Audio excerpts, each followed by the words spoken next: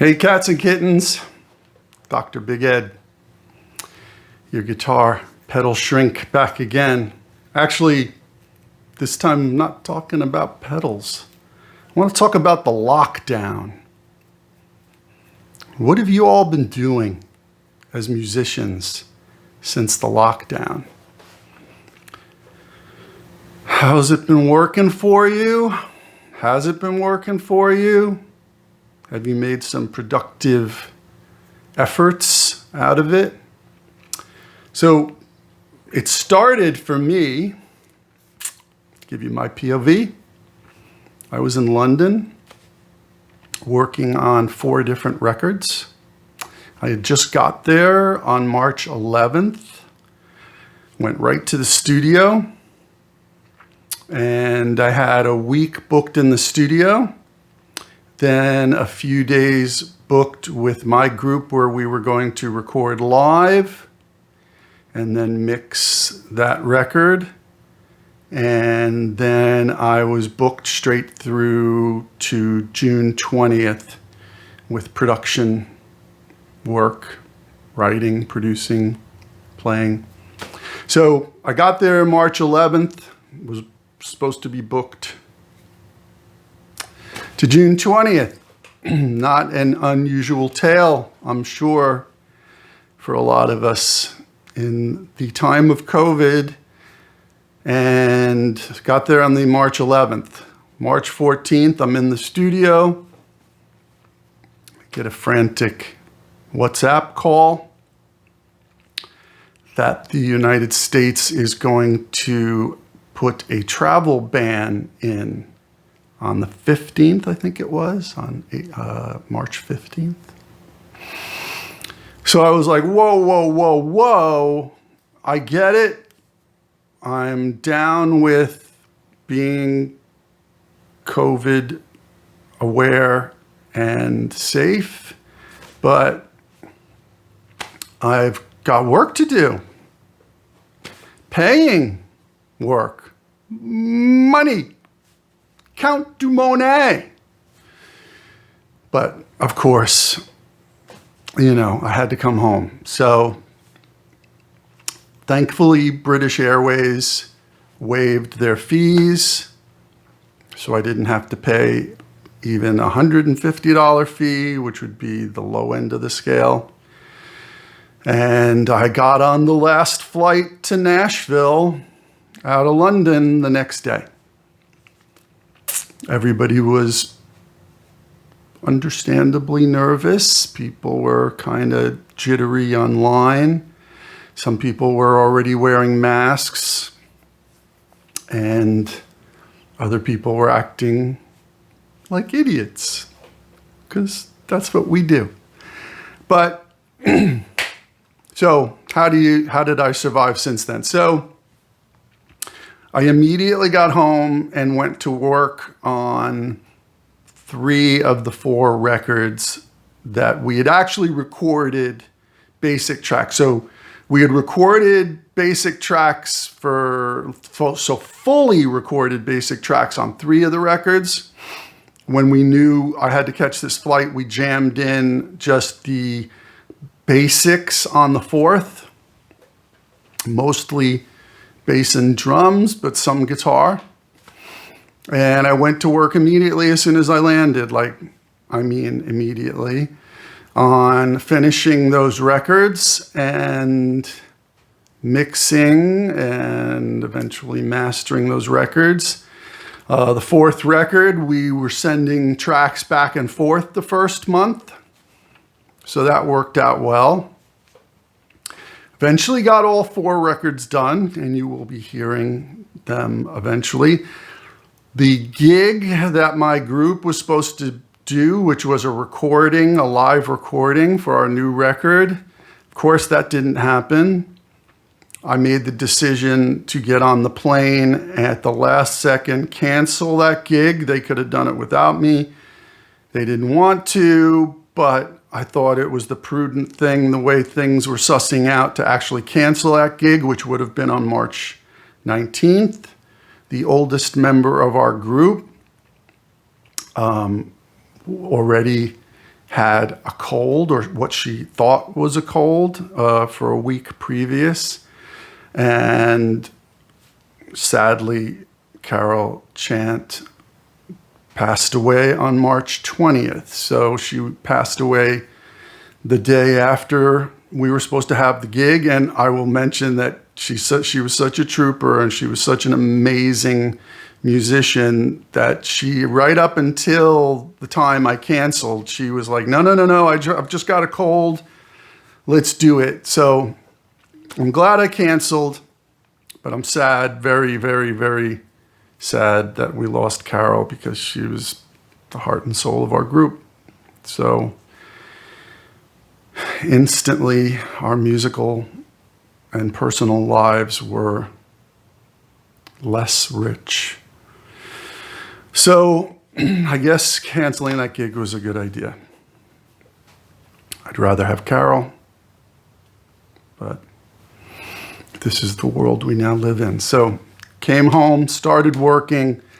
First 2 months, I was busy, because I think everybody felt that, I don't know if they thought that it was going to pass quickly, or that the appetite for music was going to come back more quickly, but I'll get to that in a second.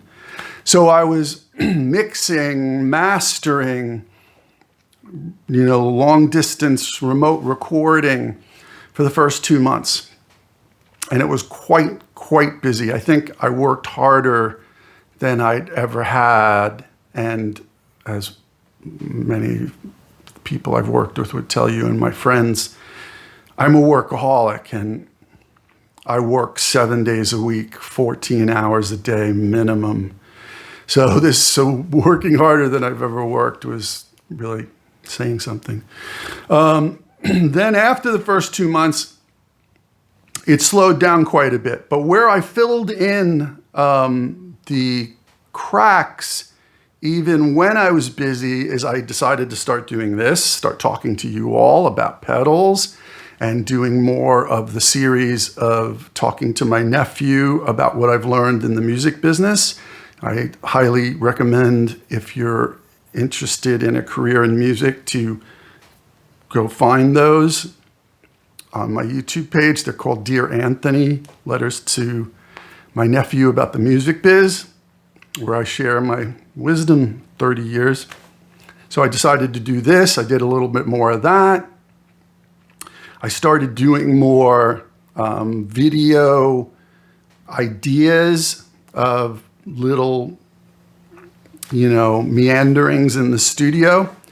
So got more time to do that, especially in the last month and a half. And it's been great. I love interacting with you all. It's enriched me. I hope you got something out of it. The other thing I've delved into, so I've spent more time on the internet than ever, and what I want to go into this direction a little bit with you, is to talk about how you can do certain things. So now we have the time to do more promoting of our career. I know that dirty word, promotion, but for me personally, I'm so busy all the time, like ridiculously booked solid, that I don't have the time to spend 80% of my time on the internet, doing every facet of social media and putting ads on Facebook and Instagram and promoting Spotify for the half a penny they give us per play. But now we have that time, right? So I started watching tutorials of people who are really good at it on YouTube, and there are people that are really good at it. Sure, there's some people trying to sell you something. There's always people trying to sell you something. But I learned a great deal about how to be more efficient at it now that I had the time. So I delved into that. I also decided that though I dipped my toe into digital modeling, the modeling devices, virtual amps and stuff like that, as I've posted a couple of things, I decided to get into it more. I found a really cool way to make pretty killer sounds on my iPad, like really killer sounds, using the AUM mixer and some really choice software like Bias FX and the Enso Looper, the Replicant, et cetera, et cetera. You'll find that on my page somewhere. Got really, really good sounds using the Xtone Pro as an interface. So then I said, okay, let me dive deeper into this. Now, I'm a huge fan of Line 6, always have been, and I have had an HX Effects. I use Helix Native in Pro Tools, and I've had an HX Stomp. There were things about the HX Stomp that were lacking for me, like having to have a separate, I know this is stupid, but having to have a separate wah volume connected into one of the expression ports. I don't know. It just irked me. And plus having a larger screen and surface and more switches was kind of a bug with me. Well, they came out with the Pod Go. So I was like, okay, well, let me dip into this. And you know what? It took a week. I mean, I got good sounds after 2 days, but it took a week to really, really dial in some killer sounds. And they're killer. I mean, I love this damn thing. Their software is amazing. It's got to be one of the best app-related computer desktop softwares available. And they're the coolest people. Love them. So now I'm about to dip into the Moore GE300, which is their version of the Helix. So it's kind of beyond the Pod Go, though I'm happy with the Pod Go, but it also has an effects loop, so I can still run some of my effects like, you know, Red Panda Tensor, Count to 5 from Montreal Assembly, Stamen, things that no modeling company's gonna bother doing, or could do probably well, really. So I can run that in the loop, in the effects loop, and the GE300 allows me to have less effects in the effect loop because it has more effects available, potentially. So I'm going to play with that. So I've delved into that, watched a ton of tutorials. And that's the other thing I've done with my time, not just for the modeling stuff, but watching, and for the social media stuff, but watching a ton of tutorials, learn. Take this time to learn, right? Take this time to become a better musician, learn more about your craft.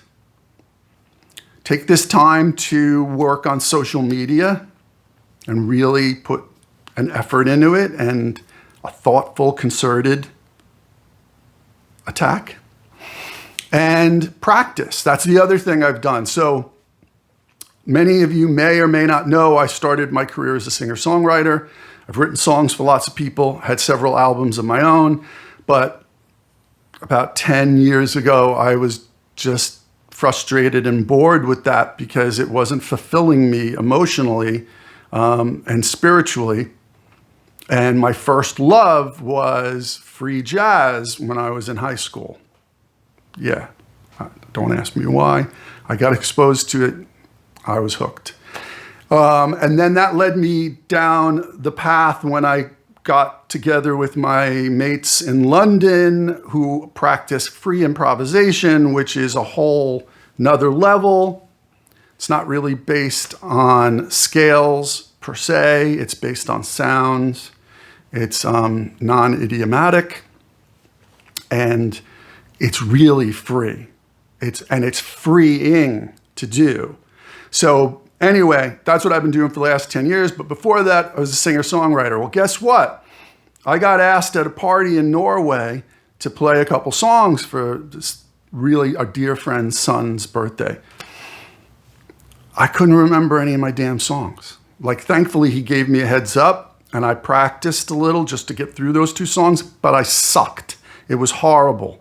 So one of the other things I've done since the lockdown is I sit here and I practice hours a day. Not just my songs, but practice. So I've gotten really, really good, got my finger picking back, got really, really good at acoustic guitar again. The other thing I wanted to do is get partially back into blues, because I've strayed away from that because white boy blues is enough. But that can inform other things by getting more deft at it without playing the blues. I wanted to study a little more Hendrix. Believe it or not, he just wasn't a part of my realm, really, growing up. I mean, of course I knew Hendrix, but it just wasn't that informative to me. But I love him now, and he's great. So I wanted to learn some of that. So I've been taking some online. Those True Fire lessons are fantastic. I mean, there's no Hendrix lesson, but I've been taking a bunch of those lessons. The Josh Smith one is really good. There's a bunch of them that are really, really good. So I've been practicing, running through all my songs, running through other people's songs, just practicing other stuff, trying to find new things on the guitar, not just lap steel, on regular electric 6-string and acoustic. And you know what? It took a couple months, but I've really gotten somewhere with that, and I'm really, really happy. So practice. Practice, practice, practice. It'll never betray you.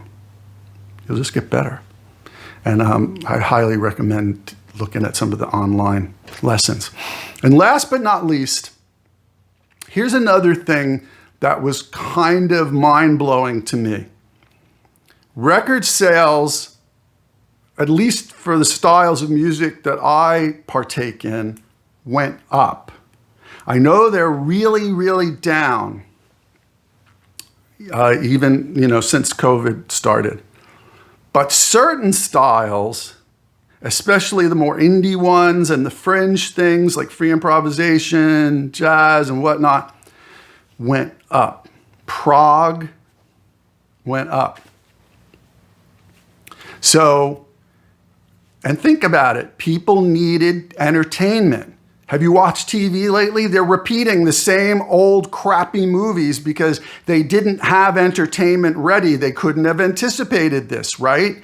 So they were lacking entertainment.